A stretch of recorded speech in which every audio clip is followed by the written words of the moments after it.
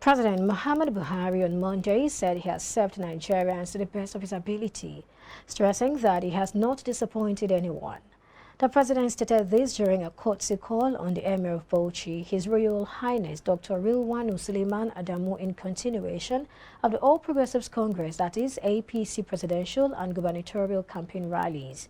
While acknowledging the warm reception accorded him and the continued show of love by Nigerians, Buhari said that the huge crowd that welcomed him wherever he went was a demonstration of genuine love and loyalty.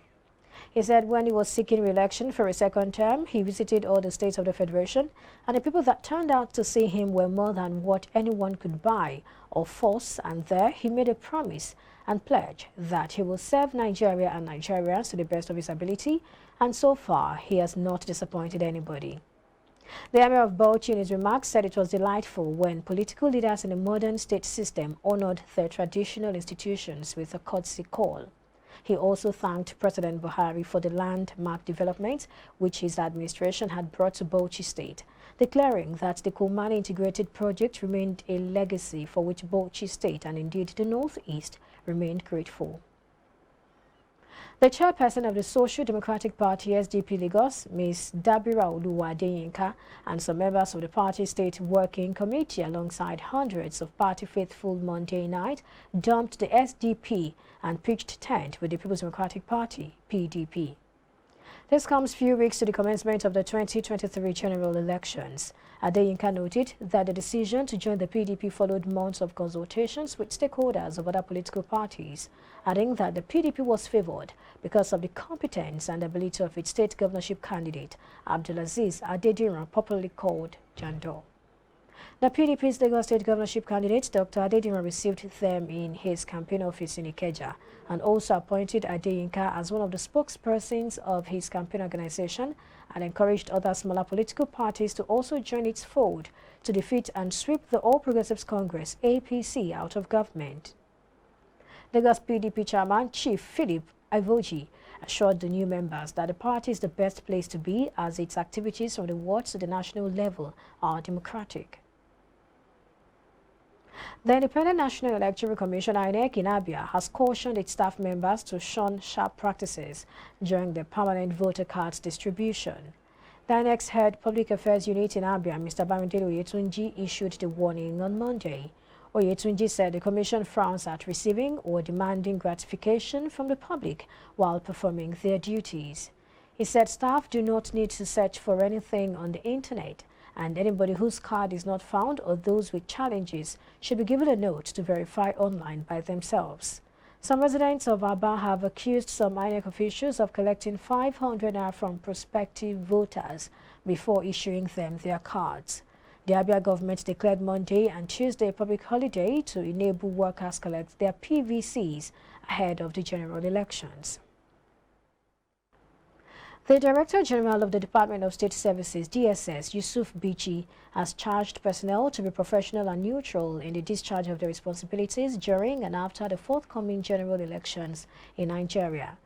He made this known during a 4-day workshop for its state directors and heads of institutions ahead of the 2023 general elections, which was held at the national headquarters of the Secret Police in Abuja from January 18 to 21. According to the DSS spokesman Peter Afunanya in a statement. According to him, during the exercise, the chairman of the Independent National Electoral Commission, INEC, Professor Mahmoud Yakubu, presented a keynote address on the preparation of the commission towards the election. He assured the service of the commission's determination to deliver free, fair and credible election. At the end of the workshop, participants pledged to work in collaboration with sister agencies to ensure that peaceful elections are conducted across the country. And moving on, the Police Service Commission (PSC) on Monday refuted reports that it endorsed the elongation of the Inspector General of Police tenure. Reacting to an online publication, the PSC said a commissioner in the commission was misquoted. The Inspector General of Police, Usman Weba, has been under pressure over his retirement saga. A statement by the head press and public relations, Ikechukwu, said, and I quote, "The attention of the Commission was drawn to an online publication in supremenewsng.com, where the Commission was said to have endorsed the tenure elongation of the current Inspector General of Police.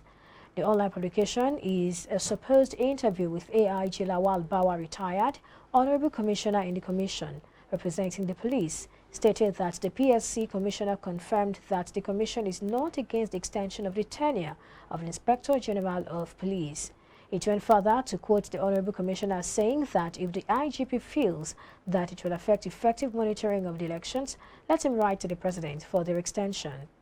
Ikechukwu said the Honorable Commissioner has since denied making such a statement, stressing that he was obviously misquoted.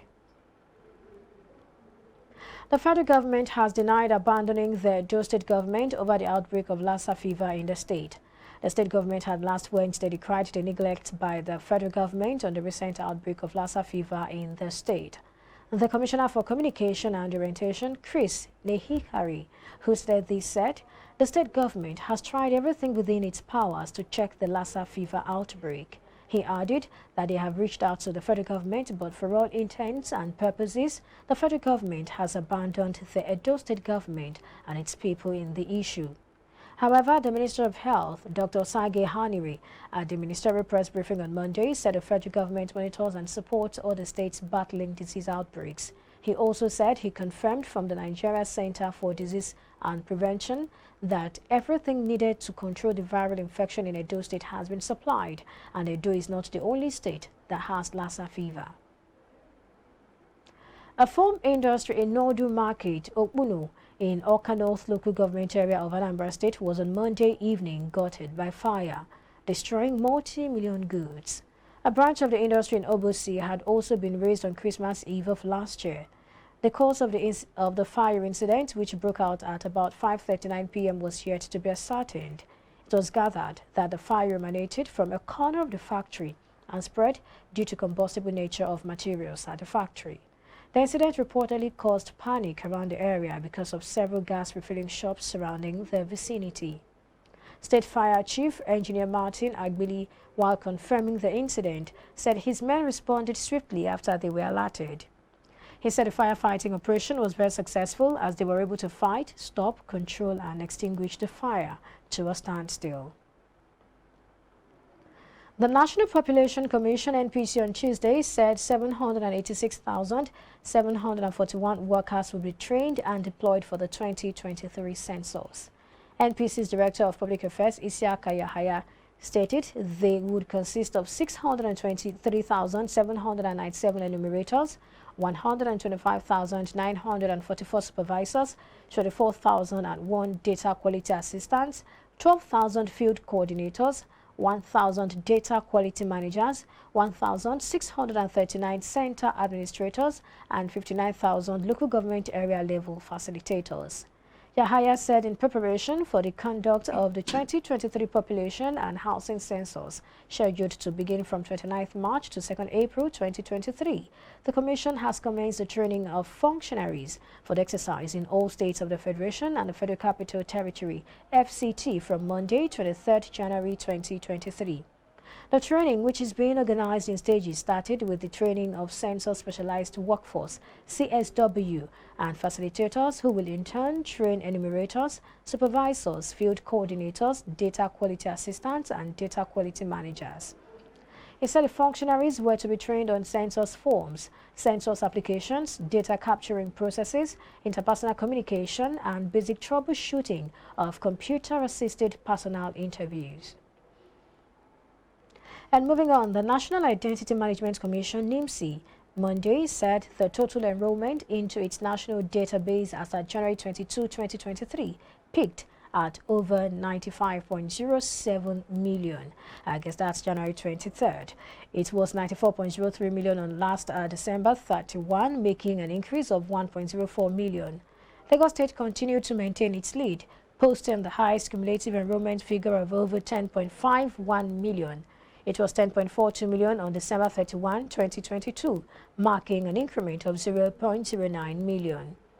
According to data posted on its enrollment dashboard, NIMSI said that by gender distribution, male had a total enrollment figure of 53,677.001, representing 56% of total enrollment figure, while female had 41,400,916, representing 44%. A further breakdown of the figure according to what it tagged top 10 states for NIN enrollment as at 22 January 2023 showed that Lagos had 4,777,512 male enrollment, while 5,738,386 was female enrollment, bringing the total to 10,515,898. Kano ranked second with 3,552,579 male, 4,762,379 female, and total figure of 8,314,958 enrollment, while Kaduna with a total of 5,608,634 enrollments distributed at 2,492,885 and 3,115,749 for male and female enrollees was third on the list.